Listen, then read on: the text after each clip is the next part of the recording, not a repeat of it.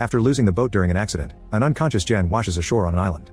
When she wakes up, she sees her friend Brad nearby and runs to check on him, only to discover he's got a large piece of coral sticking out of his stomach. She yells for help but nobody answers, so after taking the flare gun from his vest, she drags Brad away from the shore. She removes the coral to then cover the wound with some fabric, yet Brad's only response is asking, "Did you see it?" Jen thinks he needs some water, so she runs into the jungle to find a coconut and breaks it with a rock. Unfortunately, by the time she returns, Brad is already dead.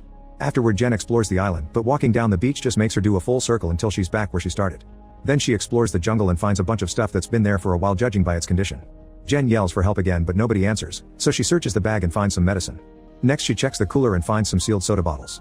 There are more objects under some leaves, like a little metal box in which Jen finds matches, some sailcloth, and a bag with toys. Suddenly Jen hears a weird noise and goes looking for the source. It's coming from a hollow tree, and when she looks inside, she's startled by a bird flying out. Then Jen covers Brad's body with some big leaves. Noticing the sun setting, she looks for a spot to spend the night right before it starts raining. She covers herself with the sailcloth and leaves some things out to collect water. The following morning Jen finds tons of dead fish on the shore and begins collecting them in a bag. She's also shocked to find a dead shark with nasty gashes on its body. Jen uses rocks to cut all the heads off and keeps the fish in the cooler for later consumption. While looking through another bag, she finds a notebook and tries to read it, but the water has erased all the text. Among the pages there's a picture of a couple that makes her feel extra lonely. The next time Jen explores the island, she finds some piles of rocks and a cross-shaped branch, which makes her realize those are graves. This inspires her to dig a hole in the sand and throw Brad's rotting body in it to then cover it with leaves and sand, finishing the grave with a piece of wood with Brad's initial. That night Jen hangs the sailcloth, which has gashes that match the shark, and starts a fire with the matches to cook the fish. In the morning, Jen is horrified to discover Brad's body is missing and the grave is full of blood. Realizing there's something dangerous out there, she uses a rock on a branch to make a spear. She also brings a log to use as support so she can spend the evening sitting with her eyes on the jungle. Eventually Jen falls asleep and is woken up in the middle of the night by a strange noise. However, she can't see anything among the trees and assumes it was the fire. The next day Jen notices some items floating nearby and gets in the water to retrieve them. Before swimming back, she dives to check if there's anything else, and she's shocked to see a mysterious hole in the ocean's floor. She doesn't dare to go closer and returns to the shore with her new things. Inside a suitcase she finds a bunch of clothes and changes into something warmer. That night Jen checks the box again and discovers pictures of the dead owners. Suddenly she hears a plane fly by, so she immediately runs to the shore to shoot a flare, but unfortunately the plane doesn't see it. As the flare falls into the sea, it reveals the silhouette of a strange tall monster. A terrified Jen hurries back to grab her spear and runs to hide in the jungle. Soon the monster steps on the island and searches among the bushes, but it doesn't see Jen and leaves without attacking. The following morning Jen notices the monster made a mess out of her camp. When she picks up the old pictures, she discovers the monster's eyes in the background. Desperate to escape, Jen puts Brad's and her life vests inside the suitcase, then she takes it to the water. She intends to use it as a raft, but the suitcase isn't stable enough to support her weight and Jen throws it back on the sand with lots of frustration. Before the sun sets, Jen hides inside the hollow tree to sleep safely. Later in the middle of the night, she's woken up by the noises of the monster arriving to the island. It grabs her log to begin rolling it and pounding on it, so Jen has to concentrate not to make any noise and protect her head. After lots of shaking and growling, the monster gets bored and finally leaves. Days pass with Jen surviving during the day by fishing and during the night by hiding in a hole. After some practicing, she finally manages to kill a small shark with her spear. She hangs it on a tree before falling asleep in the hole, but she still hears the noise of the monster taking the shark away. Sometime later, the waves drop another body on the shore. When Jen checks on it, she discovers severe face wounds caused by the monster, not to mention it's missing the legs. She hangs it on the tree and hides in her hole, but this time she stays awake to watch the monster arrive. It quickly brings the body down and starts feeding on it. At that moment Jen hears a plane fly by and gasps, but she can't come out because the monster is walking near her hole. When it fails to find her it goes back to the ocean, but unfortunately the plane is already gone. The next day Jen uses the sailcloth, some belts, and rope to make a hammock that she hangs high on the trees. Now she can have a better view of the area from above and stay out of the monster's reach. That night, Jen is comfortable in the hammock when she notices the monster walking among the bushes. Suddenly it starts pulling at the ropes to bring down the hammock, causing Jen to scream and struggle in the sailcloth until she falls off. She immediately starts running away as the monster chases her, jumping in and out of the water to move faster by swimming. Eventually it lands in front of her and a terrified Jen stabs it with her spear, only for the beast to throw her on the sand. Then it hits her again and she lands in the water, but before the beast can kill her, a sudden thunderclap scares it away. Jen decides to climb on a tree and sleep there under the rain, even if it's a very uncomfortable position. In the morning, Jen checks her leg and finds a nasty wound. While she washes and changes clothes, she sees a life raft floating nearby and immediately jumps in the water to reach it. There are two people inside, her boyfriend Lucas and Brad's girlfriend Mia.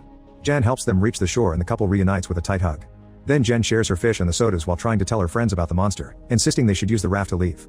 She even shows them the picture and tells them about Brad's death. However, Lucas and Mia don't believe her. They think she's been seeing things and they refuse to get back on the raft because the isolation almost drove them mad.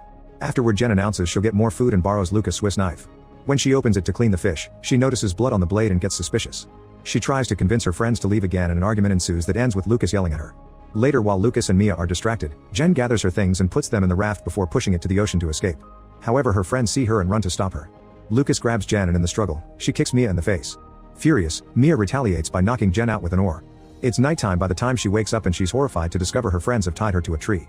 They refuse to untie her when she asks, and Mia leaves to give the couple some privacy.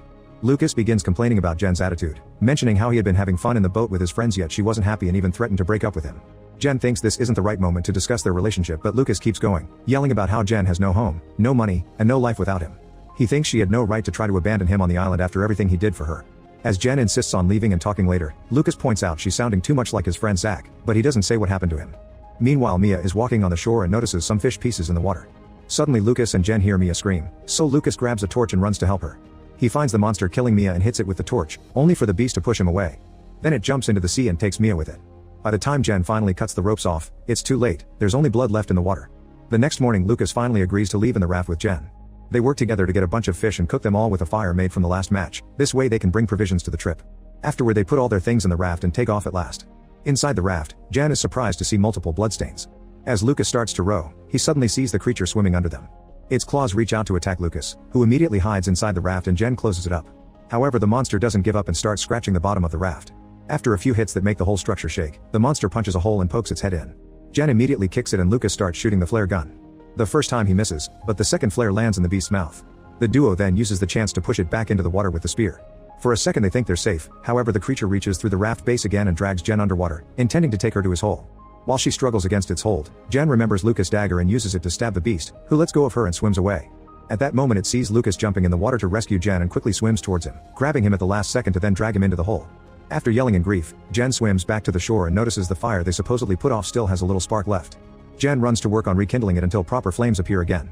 Afterward she grabs the notebook and writes a letter explaining what's happening in case she dies and someone finds her. Jen has a plan in mind which includes making a bunch of spears, gathering wood and leaves, and digging holes in the sand. This causes her to find a skeleton, so she decides to use the bones for her plan as well. When night falls the monster comes out of the water and starts wandering through the jungle, following the smell of fish. Once the beast reaches the bait, Jen lights a bunch of pyres on fire to trap the monster in the middle.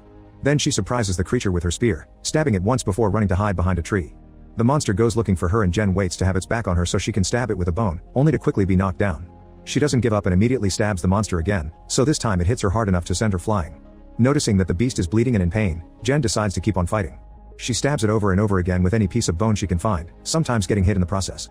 The creature pushes Jen down on the sand and she stabs its arm to free herself. Then it grabs her legs and pulls her closer to pick her up by her face, ready to finish her.